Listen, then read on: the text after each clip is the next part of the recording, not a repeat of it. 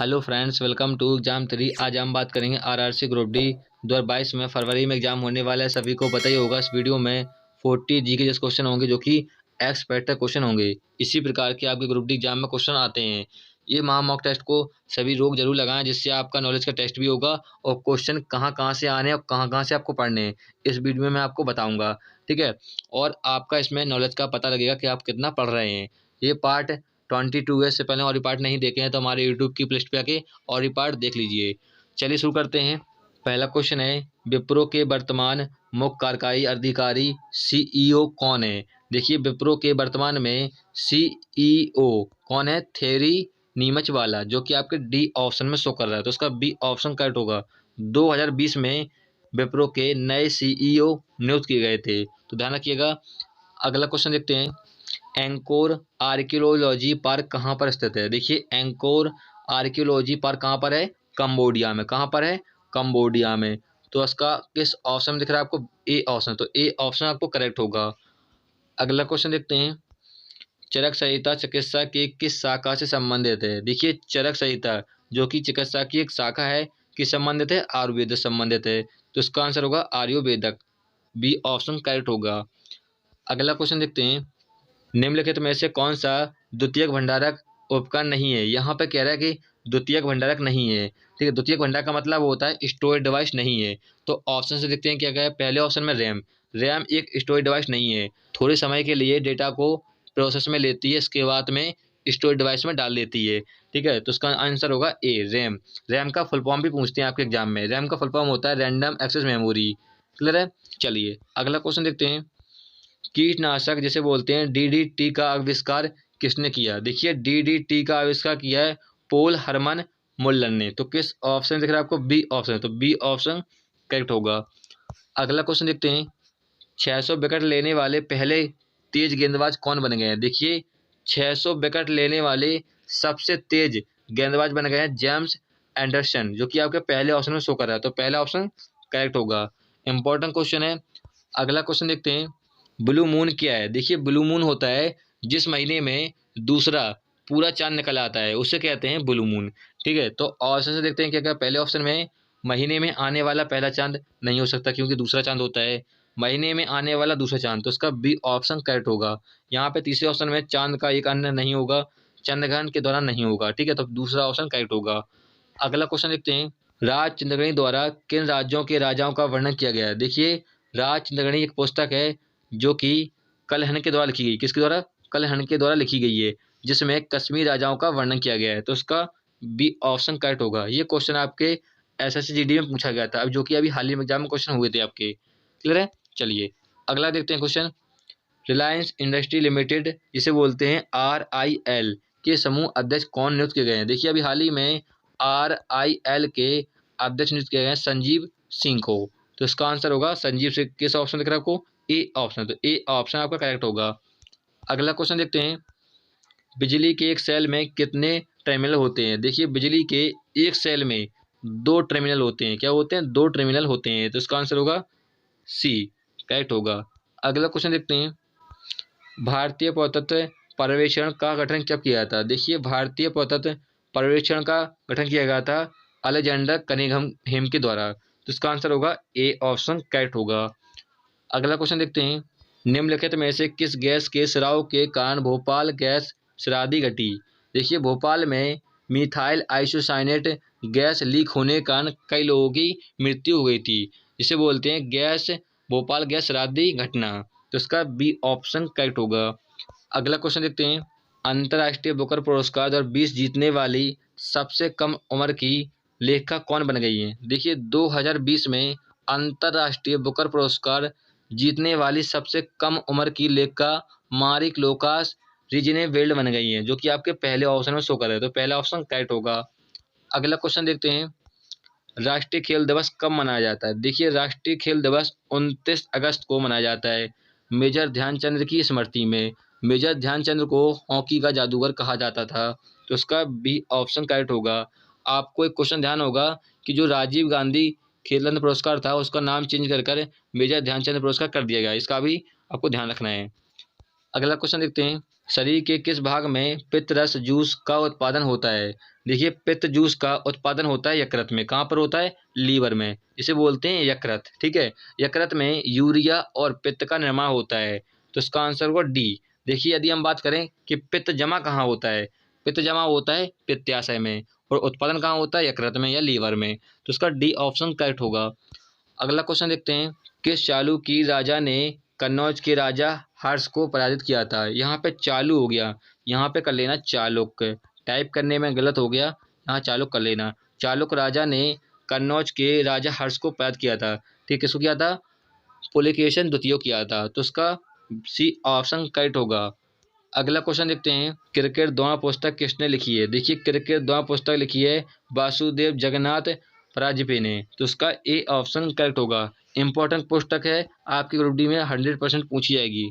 अगला क्वेश्चन है, आरबीआई की रिपोर्ट के अनुसार 2020 से 21 में भारत की जीडीपी या विकास दर कितने प्रतिशत घटने का अनुमान लगाया है? देखिए, 2020 से 21 में भारत की जीडीपी या विकास दर 4.5% घटने का अनुमान लगाया है आरबीआई ने। तो उसका सी ऑप्शन करेक्ट होगा। यदि हम आरबीआई की बात करें, आरबीआई से आपके एग्जाम में 100% क्वेश्चन आएंगे। इसकी फुल फॉर्म होती है रिजर्व बैंक ऑफ इंडिया। इसकी स्थापना हुई थी 1935 में, 1935 में। हेडक्वार्टर कहाँ पर है? मुख्यालय मुंबई में। आरबीआई के अभी हाल ही में गवर्नर चेंज हो गए थे। ठीक है, कौन हो गए थे? रविशंकर। ठीक है, इससे पहले कौन थे? शक्तिकांत दास, जो कि 25 नंबर के गवर्नर थे। ठीक है, लेकिन शक्तिकांत दास का जो कार्यकाल है 2 साल और बढ़ा दिया गया है। तो अभी हाल ही में आरबीआई के गवर्नर कौन है? शक्तिकांत दास ही हैं, ध्यान रखिएगा। क्लियर है? चलिए अगला क्वेश्चन देखते हैं, भारत के किस राज्य में अरबी-थिट्टू वन्यजीव पशु विहार स्थित है? देखिए, अरबी-थिट्टू वन्यजीव पशु विहार कहाँ पर है? कर्नाटक राज्य में स्थित है। तो इसका डी ऑप्शन करेक्ट होगा। अगला क्वेश्चन देखते हैं, भारत में आपातकाल की घोषणा कौन करता है? देखिए, भारत में आपातकाल की घोषणा करता है प्रेसिडेंट या राष्ट्रपति। तो इसका ए ऑप्शन करेक्ट होगा। यदि हम बात करें कि राष्ट्रीय आपातकाल को किस आर्टिकल या किस अनुच्छेद में रखा गया है, तो 352 आर्टिकल में रखा गया राष्ट्रीय आपातकाल। राष्ट्रीय आपातकाल युद्ध, सूखा के दौरान लगाया जाता है। ठीक है, यदि हम बात करें कि राष्ट्रपति शासन को किस अनुच्छेद में रखा गया है, 356 अनुच्छेद में रखा गया है राष्ट्रपति शासन को। ठीक है, यदि हम वृत्तीय आपातकाल की बात करें कि वृत्तीय आपातकाल को किस आर्टिकल में रखा गया है, तो 360 आर्टिकल में रखा गया है। ये क्वेश्चन आपके एग्जाम में 100% तीनों पूछ जाएंगे। राष्ट्रीय आपातकाल को किस अनुच्छेद में रखा गया है, वृत्तीय आपातकाल को किस आर्टिकल में रखा गया है, और राष्ट्रपति शासन को काल को किस आर्टिकल में रखा गया है, ध्यान रखिएगा। चलिए अगला क्वेश्चन देखते हैं, 1866 में ईस्ट इंडिया संघ की स्थापना किसने की थी? देखिए, 1866 में ईस्ट इंडिया संघ की स्थापना की थी दादा भाई नौरोजी ने। तो इसका ए ऑप्शन करेक्ट होगा। अगला क्वेश्चन देखते हैं, कंप्यूटर शब्दावली में यूआरएल का विस्तृत क्या है? देखिए, यूआरएल का फुल फॉर्म पूछ रहा है आपसे। यूआरएल का फुल फॉर्म होता है यूनिफॉर्म रिसोर्सेज लोकेटर। क्या होता है? Uniform resources locator. तो इसका किस ऑप्शन दिख रहा है आपको? डी ऑप्शन है। तो डी ऑप्शन करेक्ट होगा। अगला क्वेश्चन देखते हैं, किस देश ने दुनिया के सबसे बड़े खसरे के प्रकोप को समाप्त किया है? देखिए, दुनिया के सबसे बड़े खसरे प्रकोप को कांगो देश ने 2020 में समाप्त कर दिया है। ठीक है, तो इसका बी ऑप्शन करेक्ट होगा। अगला क्वेश्चन देखते हैं, मंत्रा के नए ब्रांड एम्बेसडर कौन बने हैं? देखिए, मंत्रा के नए ब्रांड एम्बेसडर बने हैं कियारा आडवाणी। कौन बने हैं? कियारा आडवाणी, जो कि आपके बी ऑप्शन में शो कर रहा है। तो बी ऑप्शन करेक्ट होगा। वेरी वेरी इंपॉर्टेंट क्वेश्चन आपके ग्रुप डी एग्जाम के लिए आएगा 100%। अगला क्वेश्चन देखते हैं, कपास की काली मिट्टी को क्या कहा जाता है? देखिए, काली मिट्टी में कपास उगाया जाता है। ठीक है, तो यहाँ पे काली मिट्टी का नाम पूछ रहा है कि किस नाम से जानते हैं। काली मिट्टी को रेगुड़ मिट्टी भी कहा जाता है। क्या कहते हैं? रेगुड़ मिट्टी भी कहा जाता है काली मिट्टी को। तो आपका बी ऑप्शन करेक्ट होगा। इंपॉर्टेंट क्वेश्चन है। अगला क्वेश्चन देखते हैं, मुक्त रूप से निलंबित चुंबक किस दिशा की ओर संकेत करते हैं? देखिए, जो चुंबक होते हैं वो हमेशा नॉर्थ और साउथ को दर्शाते हैं। ठीक है, तो इसका आंसर होगा उत्तर दक्षिण। तो इसका बी ऑप्शन करेक्ट होगा। अगला क्वेश्चन देखते हैं, नोबेल म्यूजियम विश्व में कहाँ स्थित है? नोबेल म्यूजियम का मतलब होता है जहाँ पर नोबेल पुरस्कार दिए जाते हैं। कहाँ पर दिए जाते हैं? स्टॉकहोम में। कहाँ पर? स्टॉकहोम में दिए जाते हैं नोबेल पुरस्कार। तो इसका बी ऑप्शन करेक्ट होगा। अगला क्वेश्चन देखते हैं, दूध को दही में बदलने के लिए किस बैक्टीरिया का प्रयोग किया जाता है। देखिए, दूध को दही में बदलने के लिए लैक्टोबैसिलस बैक्टीरिया का यूज किया जाता है। ठीक है, तो आपका ऑप्शन में है लैक्टोबैसिलस, जो कि सी ऑप्शन में शो कर रहा है, तो सी ऑप्शन करेक्ट होगा। यदि हम बात करें कि दूध में कौन सा अम्ल पाया जाता है, तो लैक्टिक अम्ल पाया जाता है। कौन सा? लैक्टिक अम्ल पाया जाता है। क्वेश्चन आपके एग्जाम में पूछा गया है। ठीक है, यदि हम बात करें ट्रिक से कैसे याद करना है आपको, तो ट्रिक से भी याद कराते हैं। अभी देखिए, यहाँ पे आपको पता है कि दूध को हम लीटर में मापते हैं। किस में मापते हैं? लीटर में मापते हैं। ठीक है, लीटर से हो गया लैक्टिक अम्ल। ठीक है, ऐसे आपको ध्यान रखना है। और बैक्टीरिया की बात करें तो लेटर से मतलब लेटर, लीटर, लैक्टोबैसिलस, सेम बहुत सारी, ऐसे आप याद कर सकते हो। अगला क्वेश्चन देखते हैं, मानव शिशु के शरीर में कितनी हड्डी होती है। यहाँ पे कह रहा है कि मानव शिशु यानी बच्चा में कितनी हड्डी होती हैं। 300 प्लस हड्डी होती हैं। कितनी होती है? 300 प्लस हड्डी होती हैं मानव शिशु में। लेकिन आपको यहाँ पे 354 दे रहा है और 270 दे रहा है। ठीक है, लेकिन यहाँ पे 350 से ऊपर हड्डी नहीं होती है, इतना ध्यान रखिएगा। 350 से ऊपर हड्डी नहीं होती है मानव शिशु में, तो इसका आंसर होगा 270 हड्डी। तो सी ऑप्शन करेक्ट होगा। क्लियर है। यदि हम बात करें कि मनुष्य में कितनी हड्डी होती हैं, शिशु की बात ना करें, तो कितनी होती हैं? 206 हड्डी होती हैं। ठीक है, एग्जाम में क्वेश्चन पूछा गया आपके आरआरसी ग्रुप डी में। सिंपल क्वेश्चन जरूर है, लेकिन सिंपल क्वेश्चन के साथ साथ हार्ड क्वेश्चन भी रखते हैं। क्लियर है। चलिए अगला क्वेश्चन देखते हैं, एसबीआई के नए चेयरमैन कौन नियुक्त हुए। देखिए, एसबीआई के 2020 में नए चेयरमैन दिनेश कुमार खारा नियुक्त हुए हैं, तो उसका सी ऑप्शन करेक्ट होगा। यदि हम बात करें एसबीआई की, तो एसबीआई की फुल फॉर्म होती है स्टेट बैंक ऑफ इंडिया। इसकी स्थापना हुई थी 1955 में, 1955 में। हेडक्वार्टर कहाँ पर है इसका? भी मुंबई में है। ठीक है, यदि हम बात करें अभी हाल ही में एसबीआई का एटीएम जम्मू कश्मीर के डल झील पर तैरता हुआ एटीएम बनाया गया है। किसका? एसबीआई एटीएम का, एसबीआई बैंक का एटीएम बनाया गया है। कहाँ पर? जम्मू कश्मीर के डल झील पर तैरता हुआ एटीएम। ध्यान रखिएगा, इंपॉर्टेंट क्वेश्चन है। अगला क्वेश्चन देखते हैं, गुप्त काल के दौरान चीन के किस यात्री ने भारत पर भ्रमण किया था। यानी गुप्त काल के समय में चीन का कौन सा यात्री भारत में आया था, ये क्वेश्चन पूछा है। कौन सा आया था? फरहीन आया था। कौन आया था? फरहीन। किस ऑप्शन दिख रहा है आपको? बी ऑप्शन, तो बी ऑप्शन करेक्ट होगा। अगला क्वेश्चन देखते हैं, भारतीय सुरक्षा बल के सर्वोच्च कमांडर कौन होते हैं। देखिए, भारतीय सुरक्षा बल का कमांडर होता है राष्ट्रपति, लेकिन यहाँ पे आपको राष्ट्रपति ना देकर उनका नाम पूछ रहा है। ठीक है, कौन है? तो कौन है? रामनाथ कोविंद है वर्तमान में भारतीय सुरक्षा बल के कमांडर, यानी राष्ट्रपति। तो उसका सी ऑप्शन करेक्ट होगा। अगला क्वेश्चन देखते हैं, निम्नलिखित में से छोड़े गए सांस में शामिल होती है। देखिए, यहाँ पर कह रहा है जब हम सांस को छोड़ते हैं तो क्या शामिल होती है। ऑप्शन से देखते हैं क्या क्या है। पहले ऑप्शन में हाइड्रोजन। हाइड्रोजन को ना तो हम लेते हैं ना ही छोड़ते हैं। हीलियम को ना लेते हैं छोड़ते हैं। ठीक है, कार्बन डाइऑक्साइड को हम लेते हैं। ठीक, कितना लेते हैं? 0.03% लेते हैं और 4% गैस छोड़ते हैं। ठीक है, तो इसका सी ऑप्शन करेक्ट होगा। यहाँ पे डी ऑप्शन में दे रहा है, डी ऑप्शन में, तो नाइट्रोजन भी यहाँ पे हम छोड़ते कितनी? 78% छोड़ते हैं और 78% लेते हैं, तो इसका डी ऑप्शन भी सही होगा। ठीक है, यहाँ पे और कुछ होगा नाइट्रोजन के स्थान पर। ठीक है, ध्यान रखिएगा, यहाँ पे और कुछ होगा, नाइट्रोजन नहीं होगा। अब हम बात करें कि हम कौन कौन सी गैसें लेते हैं और कौन कौन सी छोड़ते हैं। जैसा कि नाइट्रोजन लेते हैं, कितना? नाइट्रोजन लेते हैं 78% छोड़ते हैं, 78% लेते हैं। ठीक है, ऑक्सीजन, ऑक्सीजन कितना लेते हैं? हम 20% लेते हैं और 16% छोड़ते हैं। ठीक है, ये ऑलरेडी मैं आपको पढ़ा चुका हूँ। ठीक है, जल वाष्प की बात करें तो जल वाष्प 0.05% हम लेते हैं, छोड़ते कितनी है? 3.5% छोड़ते हैं। ठीक है, और जल वाष्प मैंने आपको बता दिया। और कार्बन डाइऑक्साइड की बात करें तो कार्बन डाइऑक्साइड 0.03% लेते हैं, छोड़ते कितनी है? 4%। ठीक है, तो इसका आंसर होगा आपका C option, D B option आपका करेक्ट होगा। यहाँ पे नाइट्रोजन के स्थान पर और कुछ होगा। क्लियर है। चलिए अगला क्वेश्चन देखते हैं, निम्नलिखित में से कौन सी वस्तु सूर्य के चारों ओर परिक्रमा करती है। यहाँ पे कह रहा है कौन सी वस्तु सूर्य के चारों ओर परिक्रमा करती है। देखिए, सूर्य के चारों ओर परिक्रमा करते हैं ग्रह। कौन करते हैं? ग्रह। और ग्रह के चारों ओर परिक्रमा करते हैं उपग्रह। ठीक है, तो यहाँ पे कह रहा है कि सूर्य के चारों ओर परिक्रमा कौन करते हैं? ग्रह करते हैं। लेकिन ऑप्शन में आपको 2 ग्रह दिए गए, एक तो ये ग्रह दिया है और एक ही ग्रह दिया है। ये जो ग्रह है ये होता है घर, ग्रह मतलब घर, मंदिर।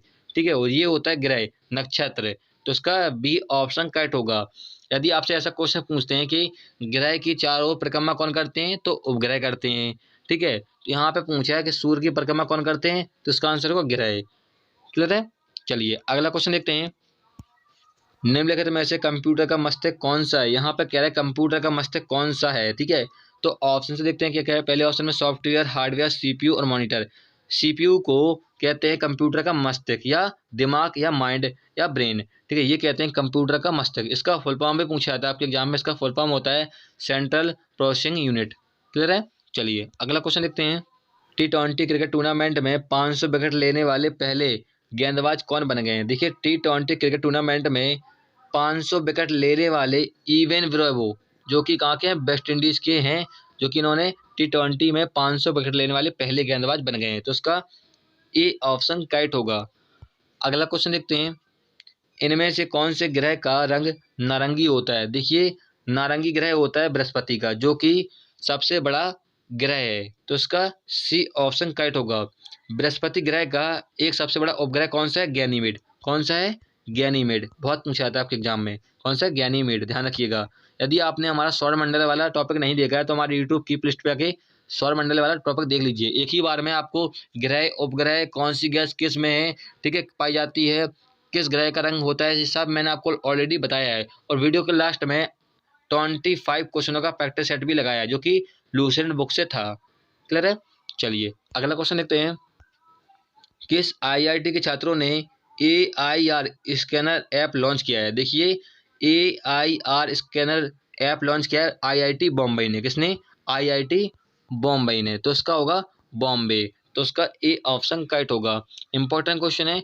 अगला क्वेश्चन देखते हैं। मानव शरीर में दो हड्डियों आपस में कैसे जुड़ी रहती हैं। देखिए मानव शरीर में दो हड्डियां आपस में लिगामेंट, जो कि एक चिपचिपा पदार्थ होता है, इसकी वजह से जुड़ी रहती हैं, जैसा कि घुटने में।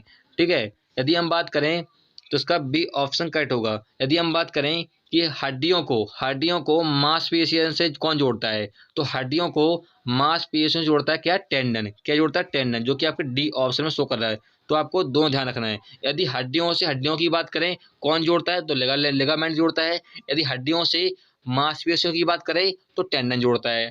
क्लियर है। चलिए अगला क्वेश्चन देखते हैं। संविधान के अनुसार किस अनुच्छेद के तहत जीवन की सुरक्षा प्रदान की जाती है। यदि हम बात करें कि मानव की स्वतंत्रता किस आर्टिकल में है, तो किससे है, 18 से 21 आर्टिकल में रखा गया है। ठीक है, जिसमें जीवन की सुरक्षा भी प्रदान करता है। तो उसका आंसर होगा अनुच्छेद 21। तो इसका बी ऑप्शन करेक्ट होगा। क्लियर है। चलिए फ्रेंड्स, हमने यहाँ पे 14 क्वेश्चन सॉल्व कर ली हैं, जो कि महा मॉक टेस्ट था। सभी लोग जरूर लगाएं, जिससे आपका नॉलेज का टेस्ट भी होगा और कितना पढ़ना है आपके एग्जाम में। इससे क्या होगा, आपको पता लगेगा कि हम कितना पढ़ रहे हैं और कितना कितना पढ़ना है। जो मैं करंट अफेयर रखता हूँ उसमें 2019, 18 और 20 की रखता हूँ, जो कि इंपॉर्टेंट है, पूछी जाएगी आपके एग्जाम में 100%। और यहीं से आपको एग्जाम में क्वेश्चन देखने के लिए मिलेंगे। तो जरूर लगाइएगा सभी लोग टेस्ट को। क्लियर है। चलिए फिर मिलेंगे नेक्स्ट वीडियो में। जय हिंद। वीडियो अच्छी लगे, हेल्पफुल लगे, तब उसे लाइक जरूर कर दीजिएगा। चलिए फिर मिलेंगे नेक्स्ट वीडियो में। जय हिंद।